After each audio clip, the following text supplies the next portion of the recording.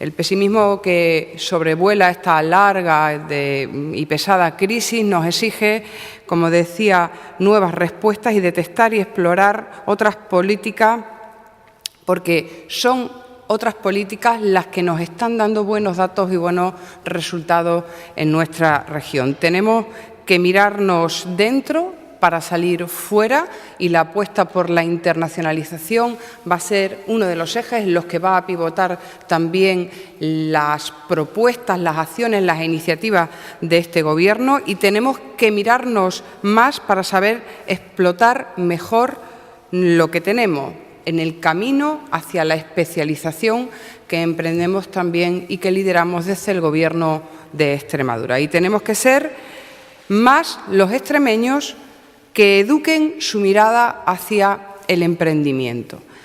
Eso es lo que fomentará sin duda el dinamismo empresarial.